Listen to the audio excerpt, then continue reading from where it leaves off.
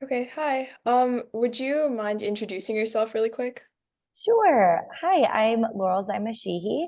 I am the Assistant Director of K-12 and Continuing Education at the Columbia Climate School. So I work on a lot of different programs that are focused on bringing the education and scholarship of the university out into the public to different audiences like K-12 students, teachers, the public, and professional learners.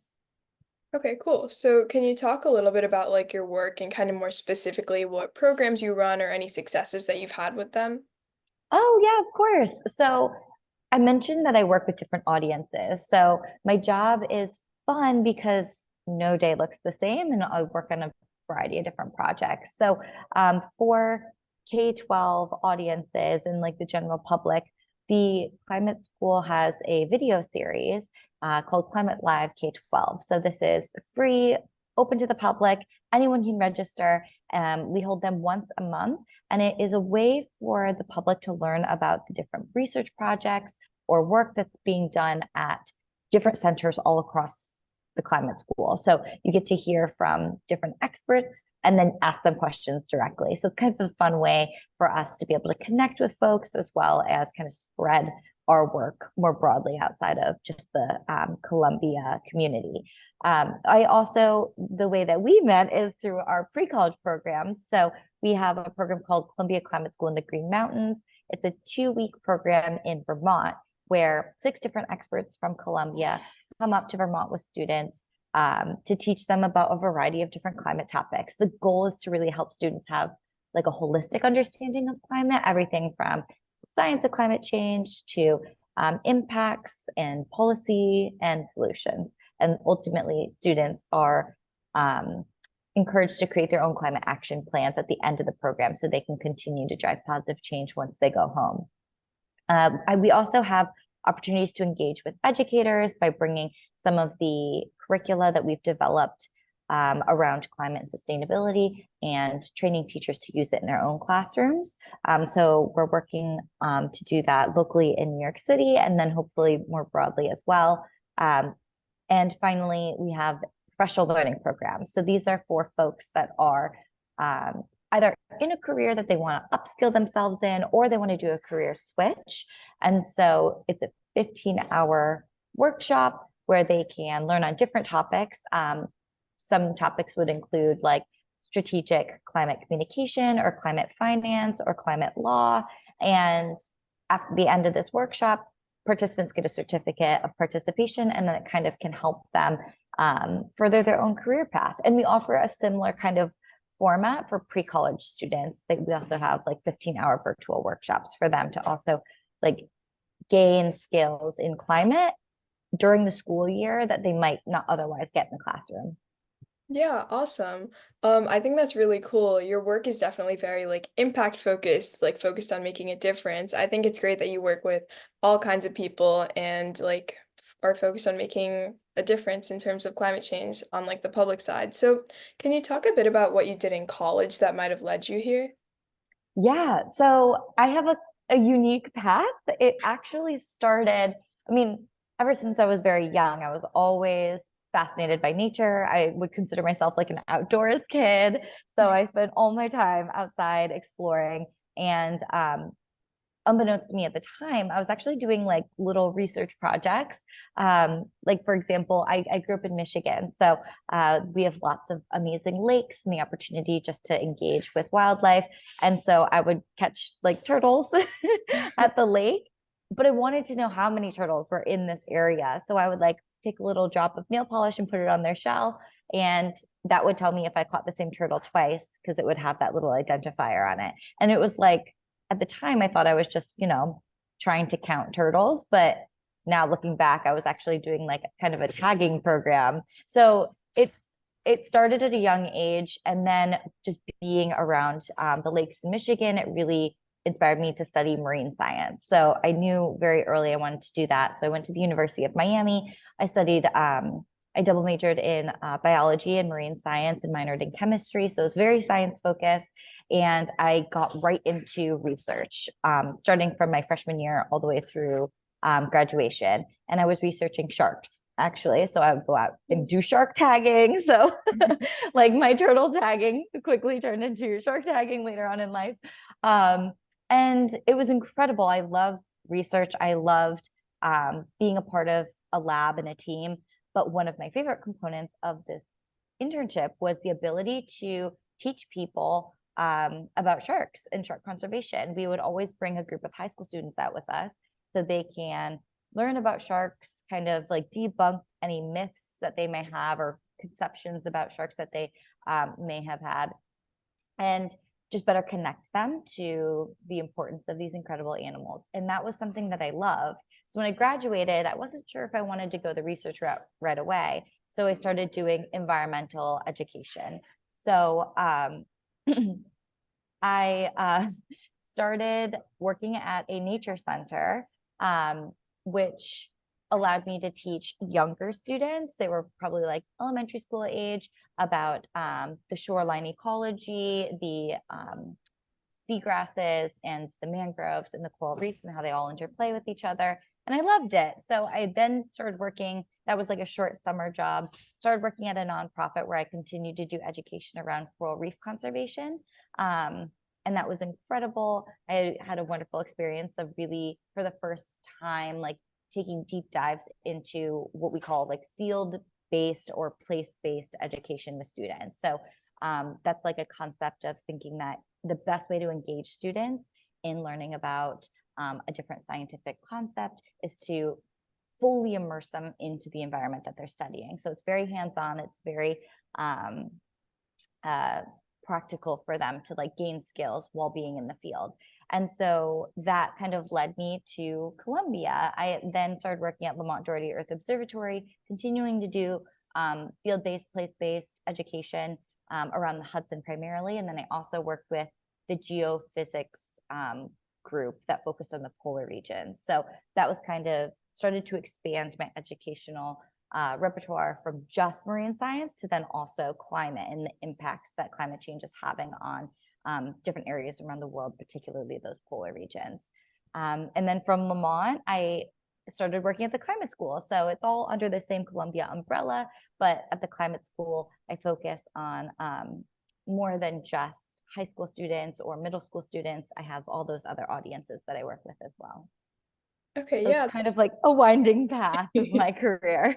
oh yeah, that's really cool. So do you think that you would ever kind of like go into academia like later, or is this kind of like where you want to be at?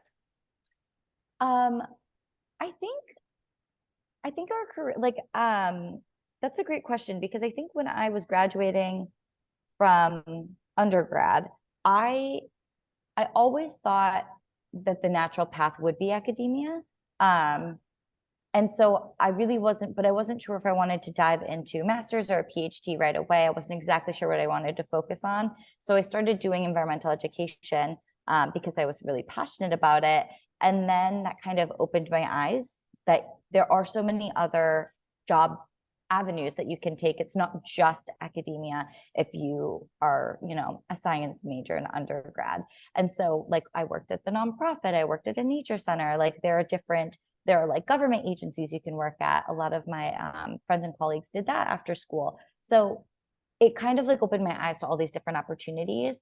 I think for me, as an educator, I'm also a lifelong learner. I just really value education. And so I love being in an academic setting because while I'm teaching, I'm also always learning from my incredible colleagues at the school as well.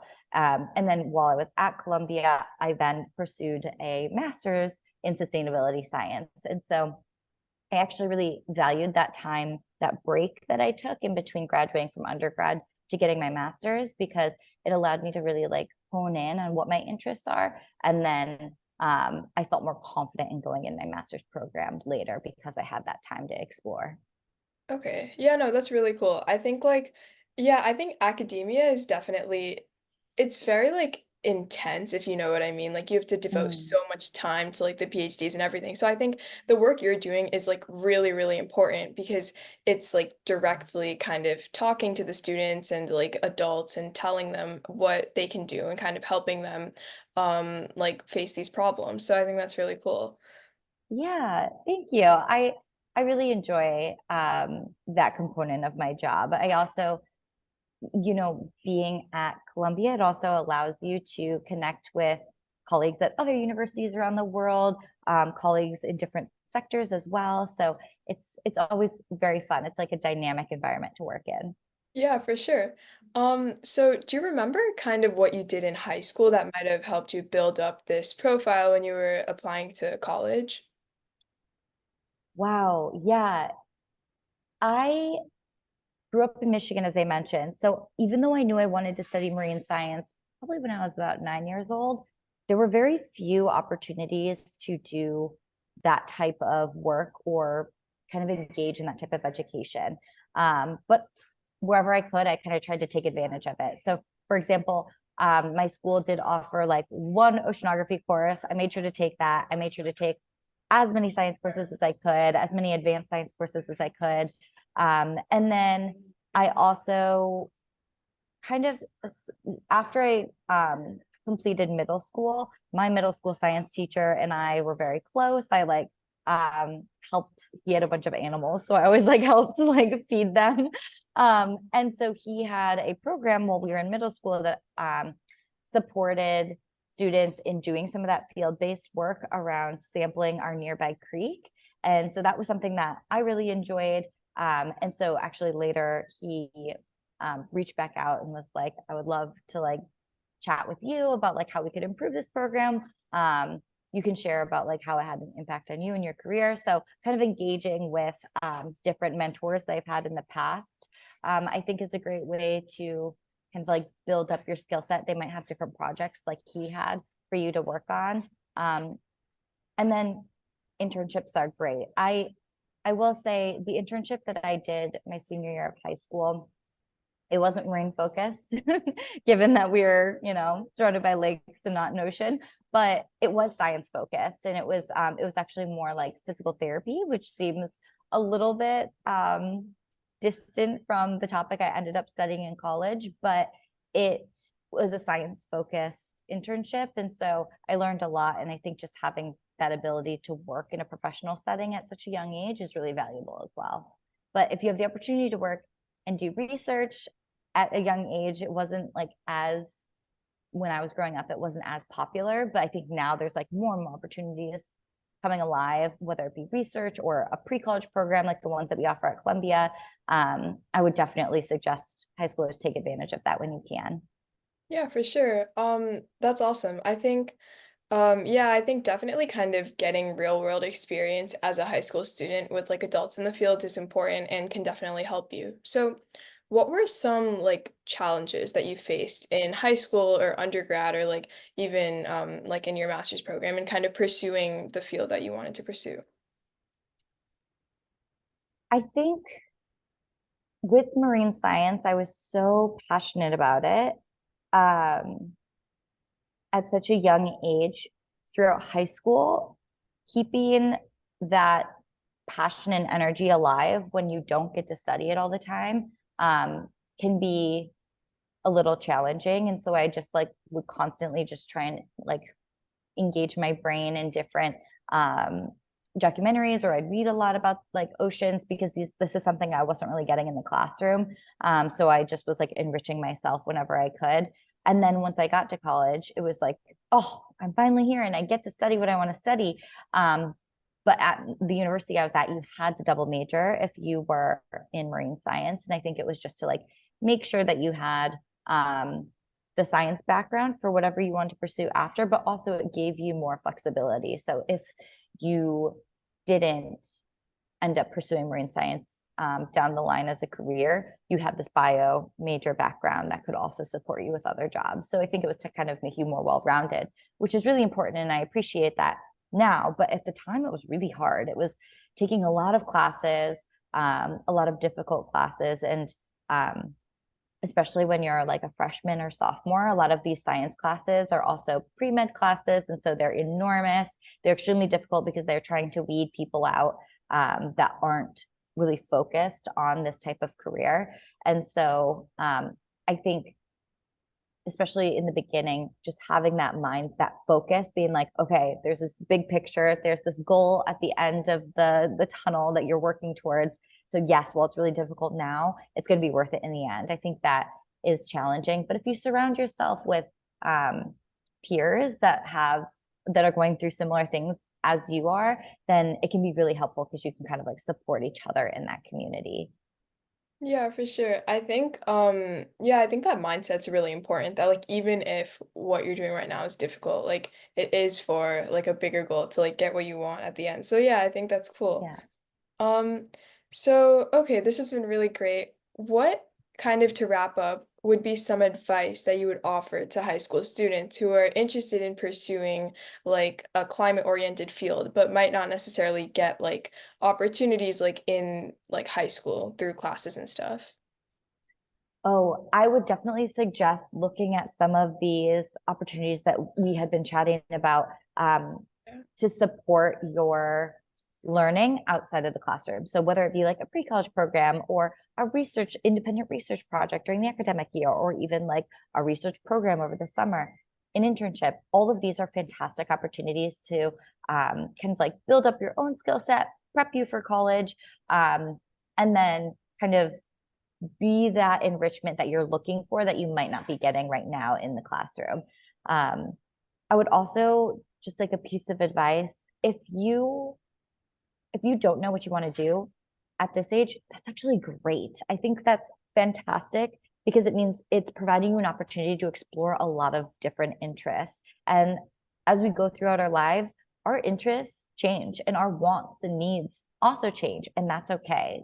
I don't think your career is always this like straight and narrow path, unless, there are a few people that are like, I want to be a doctor, and they want to be a doctor from when they're like 4 years old, and they go and do that, and that's great. But that's kind of rare. I don't think a lot of people have such a linear path. So if you feel like your career is winding, that is wonderful. I think it only builds up your own um, skills. It makes you more flexible and adaptable in the workplace. So kind of embrace that and embrace the opportunity to try new things. Yeah, for sure. I think that's really great advice. So thank you so much for taking the time to do the interview today. This has been really great, and I think a lot of students are going to get a lot of advice from this. So thank you. You are so welcome. Thank you for having me. It's been so fun. Of course.